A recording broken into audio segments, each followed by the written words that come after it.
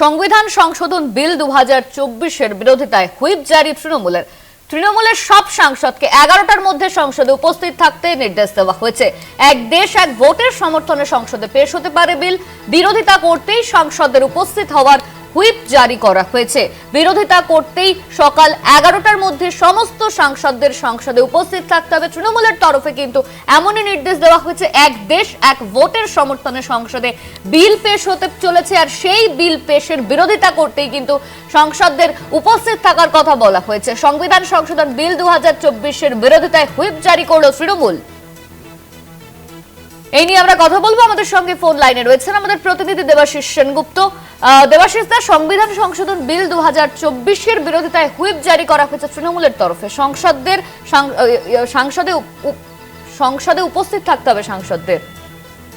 একদমই তাই। দেখো, আজকে সংবিধান সংশোধন বিল 2024 ও ইউনিয়ন টেরিটরিজ বিল 2024 দুটি বিল সংসদে পেশ করতে পারে কেন্দ্রীয় সরকার, এবং এই বিলে মূলত যা বলা হচ্ছে সেক্ষেত্রে হচ্ছে তাদের যে পরিকল্পনা রয়েছে যে এক দেশ এক ভোট, এর বিরোধিতায় কিন্তু তৃণমূল কংগ্রেস স্পষ্টত তাদের যে স্ট্যান্ড পয়েন্ট তা তারা আগেই জানিয়ে দিয়েছে। গতকালে আমরা দেখেছি তৃণমূলের সর্বভারতীয় সাধারণ সম্পাদক অভিষেক বন্দ্যোপাধ্যায় তিনি জানিয়েছিলেন যে তাদের স্ট্যান্ড পয়েন্ট এই বিলের বিরোধিতা করা, আর এই বিলের বিরোধিতার জন্যই কিন্তু গতকালই তৃণমূল কংগ্রেসের সাংসদদের হুইপ জারি করেছে। আজ 11টার মধ্যে কিন্তু সেখানে সংসদ শুরু হওয়ার আগে উপস্থিত থাকতে হবে প্রত্যেক সাংসদকে দুই কক্ষে, অর্থাৎ একদিকে লোকসভা এবং পাশাপাশি রাজ্যসভায়, যাতে এই বিল নিয়ে তাদের যে বিরোধিতার জায়গা সেই বিরোধিতা প্রখর করে তুলতে পারে।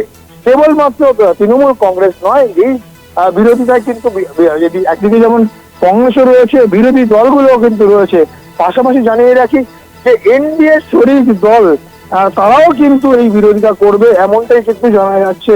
এবং সেক্ষেত্রে তাদের যে নিজের শরিকরা, সেই শরিকদের সংসদরাও কিন্তু তারা চাইছেন না এক ভোট, কেন এতে কিন্তু কেন্দ্র সরকার বর্তমান বিজেপি সরকার নিজস্ব কায়েমি স্বার্থ দ্বারা করবেন, এমনটাই কিন্তু মনে করছে রাজনৈতিক মহল। সঙ্গে থাকো, আমাদের দেবাশিস ছিল আমাদের সঙ্গে।